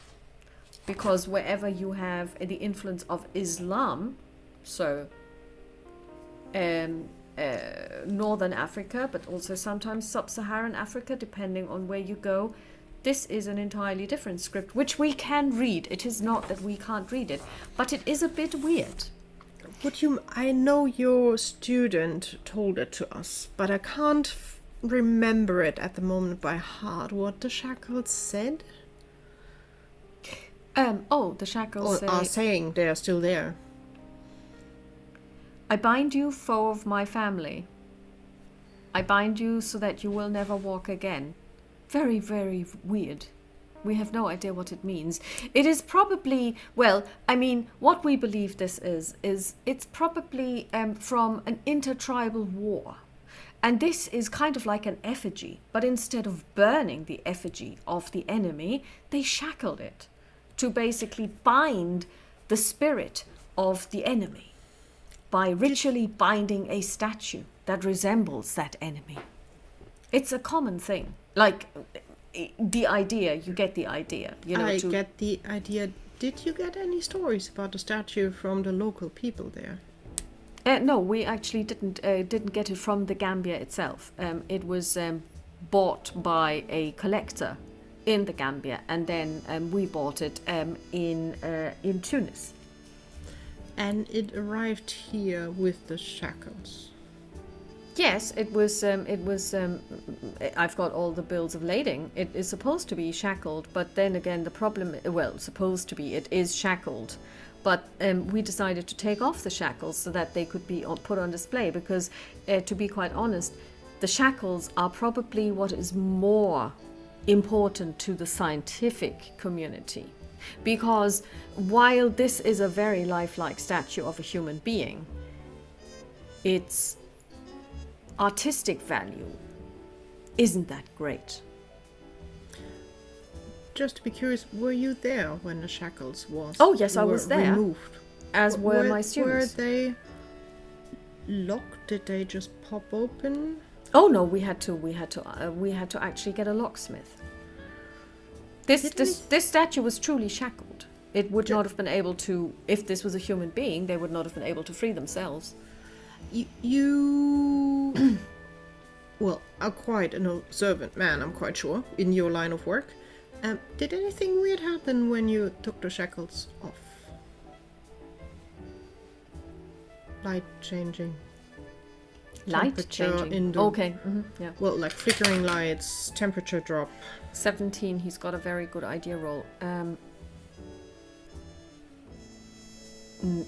I'm sorry, madam. Not that I can recall. It was. it was broad daylight, and it was not in this room, but upstairs in one of the laboratories. So we, of course, need light when we deal with these works of art or archaeology, to be able to see everything. And it was deemed that it was safe to expose this statue to natural light. So we put it in one of our laboratories where we had very good vision, and we just took off the shackles. There were quite a lot of people there, so and of course it wasn't exactly quiet, because that's not a church ceremony. So people were talking, and the locksmith was there with all his instruments. So there was a lot of toing and froing, as it were. So unfortunately, I can't recall any particular incidents that might have happened.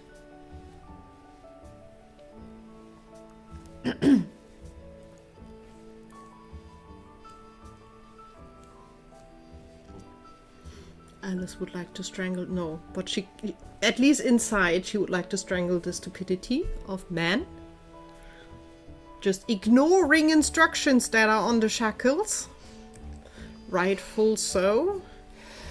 So, sirs, just to be curious enough if it's really would you mind standing your guard, and I will carefully step closer. I will not disturb anything else.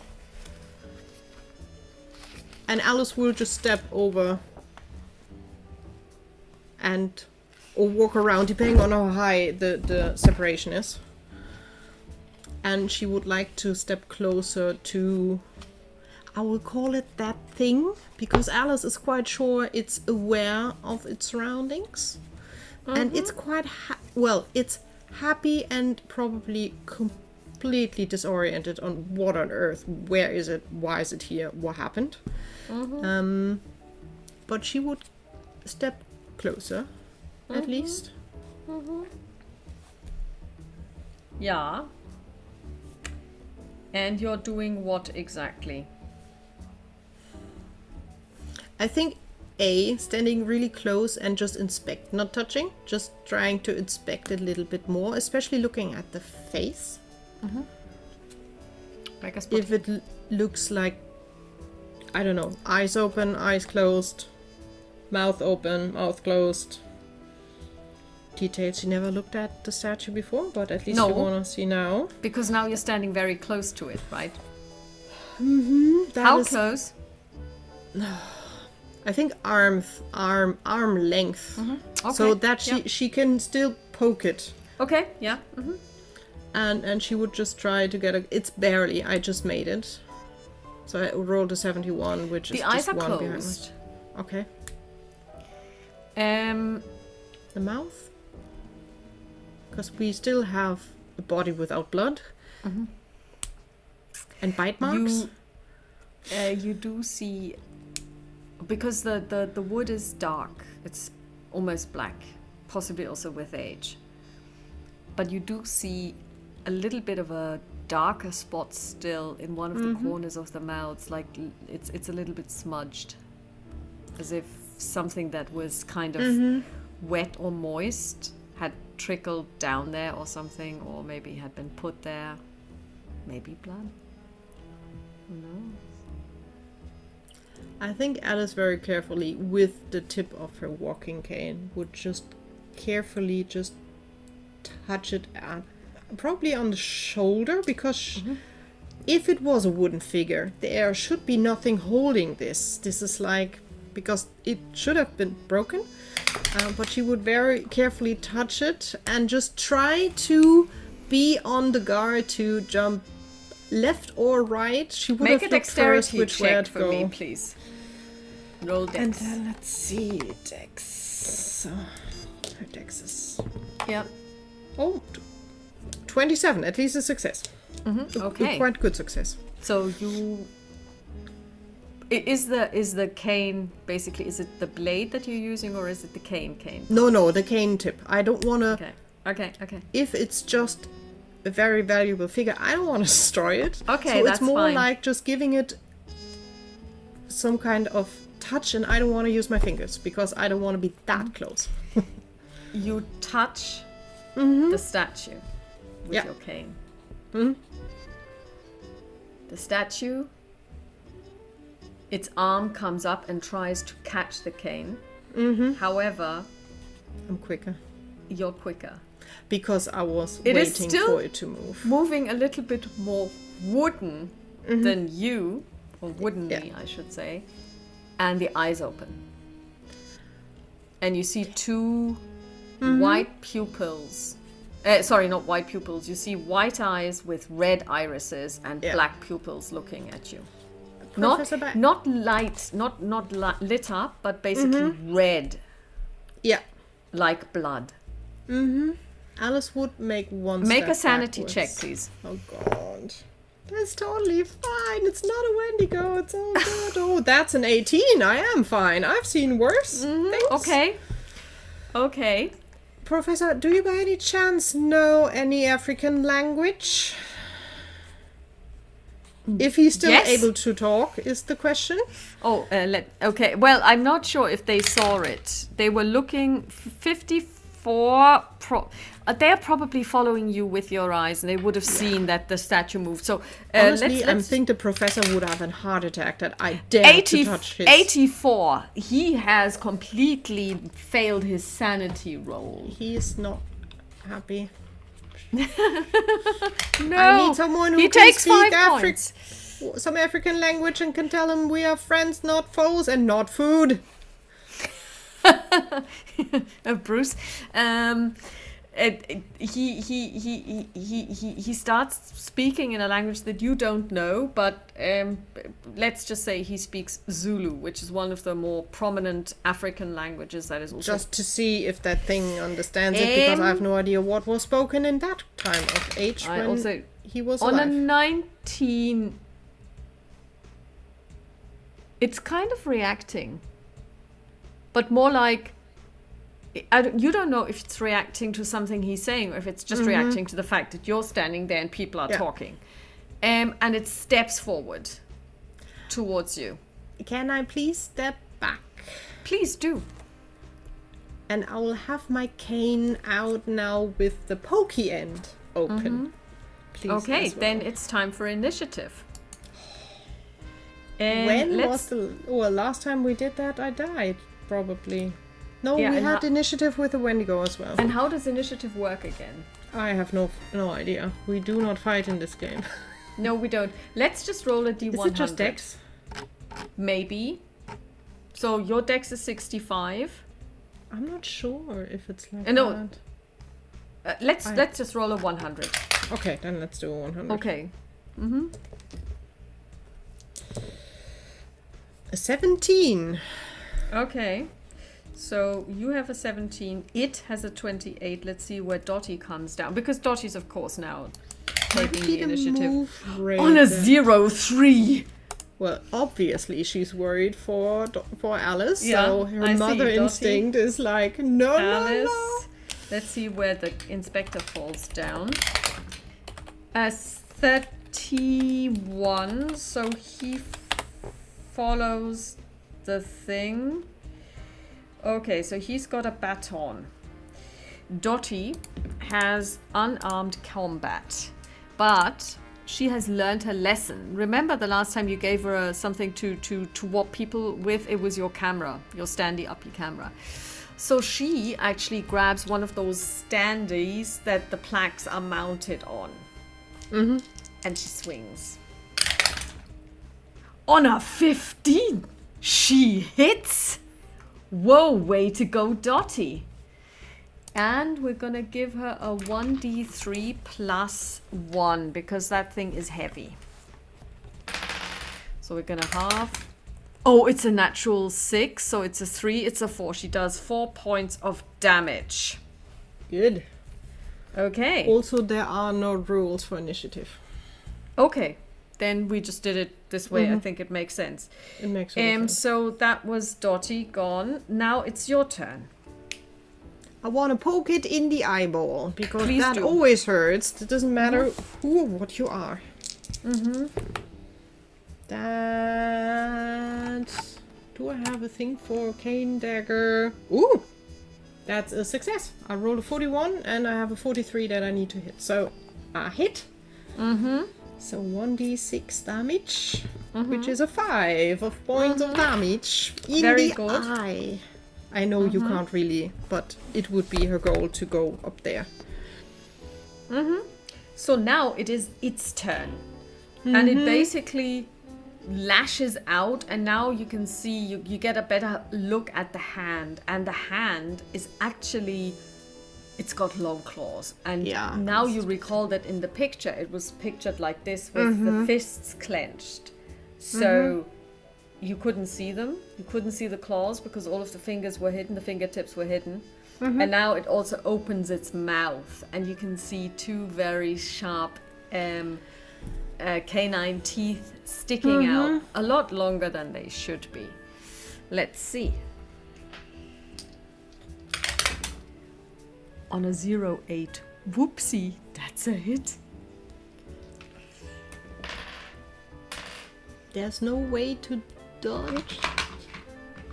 Is there dodging in this we game? have Because a dodge, we never we let have a it dodge dodge. stat. We have Okay, a then dodge please stat. dodge. It's a question if we should have used it. Combat is something I'm so not used in Well, I mean, the Cthulhu. thing is, you wouldn't dodge. Is it one of the things where you can either dodge or attack, which would be a bit annoying? But then it should have dodged. We didn't let it dodge, so we can Okay, either then- say then- this then round we would nobody say- dodges. Exactly. So we decide to dodge or to or prepare to dodge. Oh, however. that's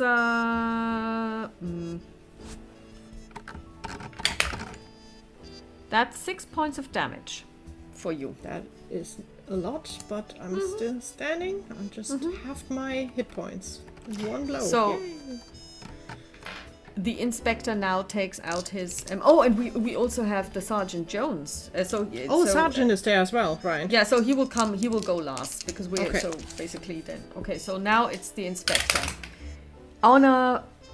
On an 84, he misses. He's a bit flabbergasted. Then let's see how Jones does. And Jones on an 84 as well. That's weird. Twice the same number also misses. So they've got their batons out, but they don't hit.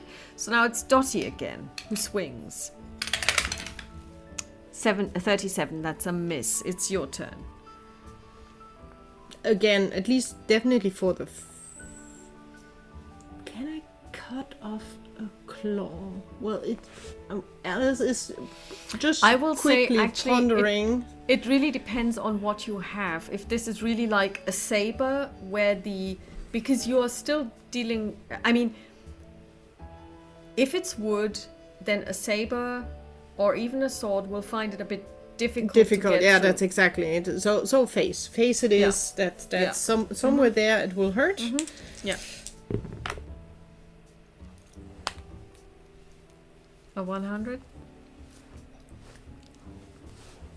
Okay, what's the max damage that you do? 6 points. Okay, now you get 6 points and roll your damage as well. Another 6. 12. Okay, now this is Cthulhu, and this I went rolled a lot quicker than I thought. 101 in one game session. What is happening? And you defeat it. It had 4 points left. Okay. It is dead. I mean, It's you down. don't have as many hit points, Yeah. and they don't either. So this one had hit points between 13 and 14, or max 17. But you've outmaxed this because between the three of you, or the two of you actually doing damage twice and 3 times in total, you've just killed. Or well, let's put it this way: as you said, It's unconscious. it's down. It's down. It's down. It's not moving Yeah. at the moment. What is that? I am not sure. I'm just quite sure, Professor, that the shackles was what was holding it. And now you freed it. But I mean, what is it? I mean, I've that's never been in... that's not a statue. No, it's not. It's definitely the thing that... No, killed no, the poor I girl. agree with you, but he needs to make another stability check. 36. He's a bit better now. The thing is, we don't know what kind of things were living in Africa during that time of day. I don't care what ages lives in. ago. I don't care what lives in Africa. I don't want this in our museum. It should be destroyed. I think so too. So I think we have option A. He touches it, but please touch might it. It's still- it's wood. Well, it might be very, very dry. Dottie touches shrunken it. Skin. And then she does this. She forms a fist and she knocks on it, and it sounds like it's hollow wood. She says, "No, it's wood." Or maybe something is in the wood. We don't know what has happened to that soul being shackled. But someone was quite angry at it. The professor cannot hold himself back. He grabs the standee thing that Dottie is holding from her and he smashes the statue's head. Is there any way we can stop him from that? Is there a way to react? Or is he quicker? You can try. Alice would like to try. roll Dex. Let's see. With all the good rolls, I highly suspect it will not go well, but let's see. No, that's a 71. I'm definitely, it's like and it's too late. He rolls a 44, so he is quicker than you. We should burn it. It's wood. Well, the only place where we can really burn it would be Our furnace. We heat the museum. It's big enough to have a body in there. It's a boiler room that heats a museum, yes. Well, then we should find a box where we can put it in so not everyone in this museum sees it. We don't want panic and bad news, I suspect. And we should say that there was a break-in and the statue has been stolen. Yes, and that maybe we suspect that whoever broke in killed that poor soul, and maybe they tried before, but the guard scared them off the first time, but had to pay with his life just to have a cover story. Inspector Marlborough nods, and you can tell that he's totally down with telling this story because he's still recovering. And also probably he's like, I can't tell this, put that in my report. Yeah, indeed. So, he says, yeah, I'm just going to get the crate that it came in. That is good. And Jones says, do you need help, sir? And he says, well, and he looks up and down the police office and he's like, well, I could use your help. And the two of them are off. Alice will not step away from that thing. The inspector looks at you and he says, this is not your first time, is it? I sadly have to say, kind of no, but I definitely have never met something like that before. I never heard or read of a thing like that before. What do you think it is? I mean, really? As I said, a ghost? Or kind of like a possessed thing? I think... I honestly don't know. I would need to stick my head into books about African culture and stories, because it definitely touches a little bit the vibe of our vampire idea, kind of, with the it's looking over to the poor girl, but like this, I definitely believe the shackles kept it at bay for all the 100 years probably, however long it was, quite long, and with taking the shackles off it was freed. And since it hasn't eaten in a long time, it was very hungry. But also probably a lot weaker than it might have been if we had come here later. Yes. I'm also not sure if it would have changed over time with more and more food, maybe? The one thing... Well, it has a dark skin, and maybe if it hardens, it looks really like wood. Because it's dried out. It sounds like it's hollow, and Alice will just knock on it again, just to get the sound again. Yeah. It sounds like... It really sounds like hollow wood. Well, I'm quite relieved that they only got this one statue as far as we know. And this is not local to the UK or the States. So at least in the future we all should be safe from a thing like that. Maybe the professor should tell his colleagues around that if they see something like that again, just leave it. Don't draw a picture of it. I think the insanity of always bringing things here is maybe not always the best idea. Hear, hear, says the inspector. And at that moment, Jones and Dr. Brewster return. Yeah, although... Inspector, I have to say, as long as I'm here, I never heard of really horrible things in the UK. My experience are more from the States and not New York City.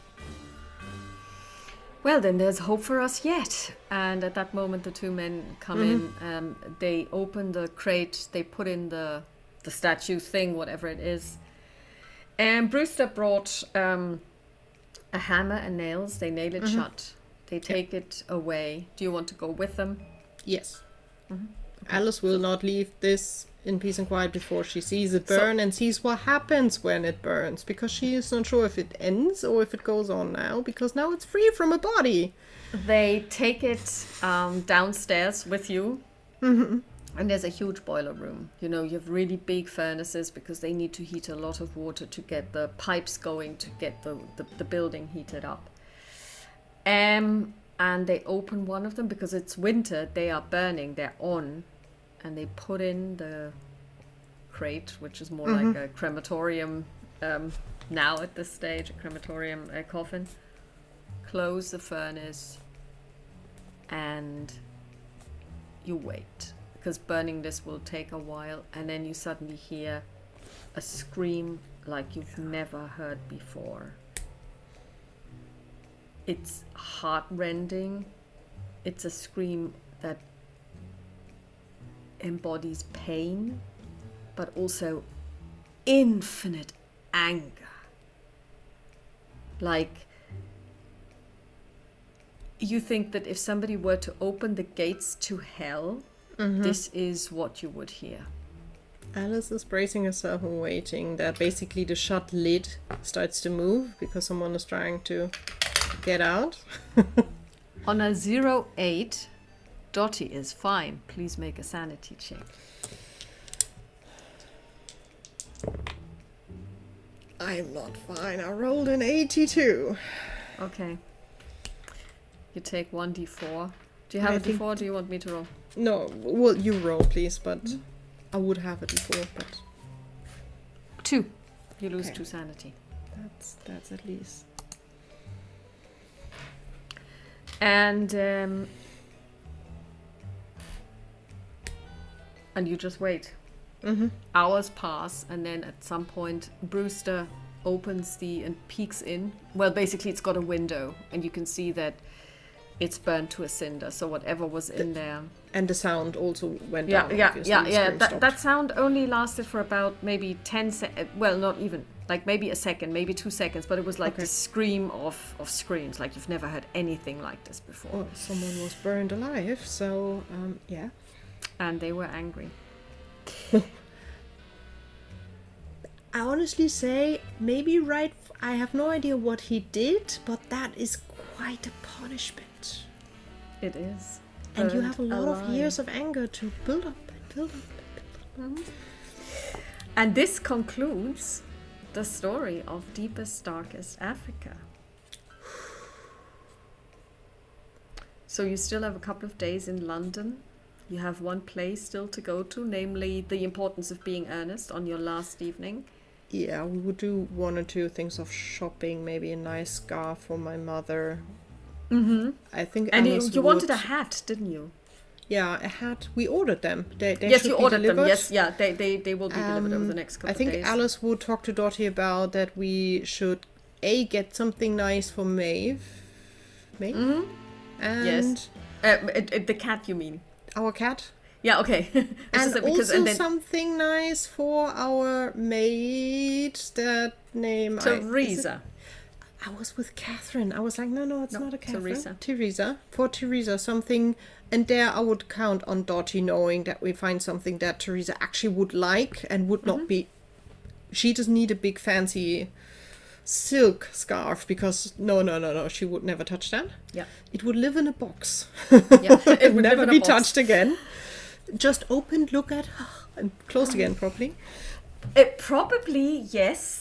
I exactly, think so. just admiring it and putting it away. It can't be, oh God, if a stain or if anything, no. And crazy enough, Alice would definitely try, before we leave, to talk to the professor and find out if the museum has any, like, myths and stories of Africa. Or if they ever looked into things like that, because we have a lot of myth and story of our region, of the US, but do they also have something about Africa? Well, I have given this some thought, Ms. Baker, and the closest that this comes to anything that I have read,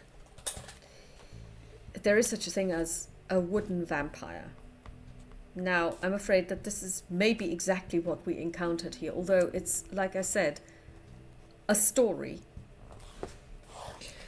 And I would not have been, it's like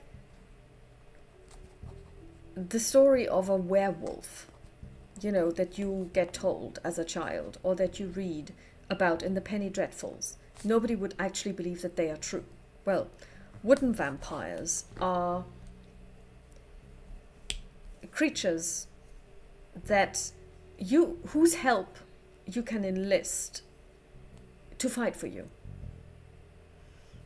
I would not have actually thought this is possible, but they are just that. They are made of wood, and they drink the blood of animals and people. And they are quite strong, supernaturally strong maybe, but nevertheless, their problem is, or their powerful weapon is that they actually don't have a conscience and will just drink the blood of anyone that you point them to. And they are also very kind of like, I wouldn't say indestructible, but very buff, I guess the word is in your country. Well, probably fire and a big axe is maybe the only thing to really... Yes, and basically legend has it that if you have an enemy, you can turn to hope. And your last hope would be to enlist the help of such a tribe of vampires, of wooden vampires.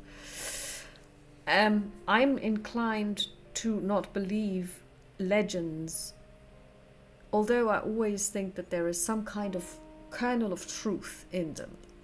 However, here I would say that the kernel is probably as tall as a Lebanese cedar tree. Because if this wasn't a wooden vampire, I don't know what it was. But it comes close in many ways to the story.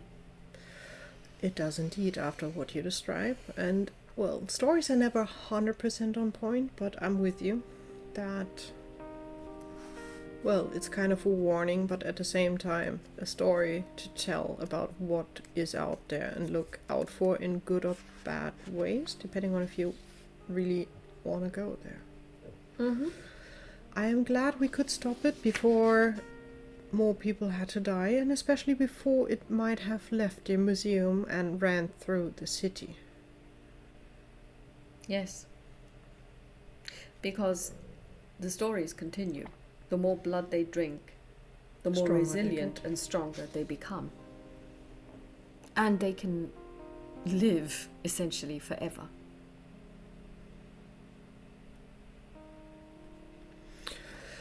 Well, thank you for the additional information. New lesson learned. That is something we never want to meet again. And she was just with a little smirk really on her face, even though honestly I think the scream is still, she still hears it, it's still there. Maybe next time you find something that has shackles on it that says, "I'm binding you." Don't take them off. Please don't take them off. You can just draw them in detail. Just lay it down, look from all angles, draw it on a paper and put the paper. There are amazing illustrators out there who would love work like that. This is a lesson that has been very painful to learn. We have lost 2 people to this creature. And possibly a third one, because, I mean, tomorrow we will have to go through the exhibition and basically dig up every single diorama. Maybe the thing got the girl and hid her well. Just between us two, I will tell the inspector as well. I'm quite sure the girl is not here. Oh, do you think it put her... the thing dragged her off somewhere outside the museum? No, I'm honestly quite sure, as big as it hurt me to admit that, Mr. Bradford might have been right with his idea about that girl.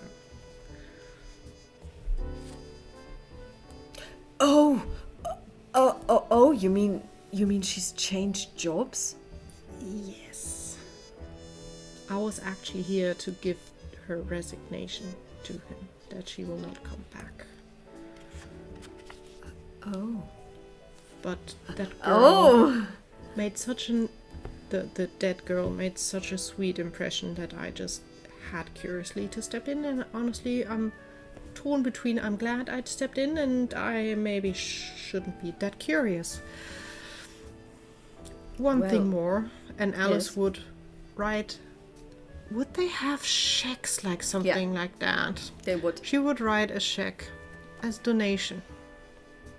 Because generally you museums, you do amazing work for a lot of people to learn about this, and also for curious people like me to learn a lot.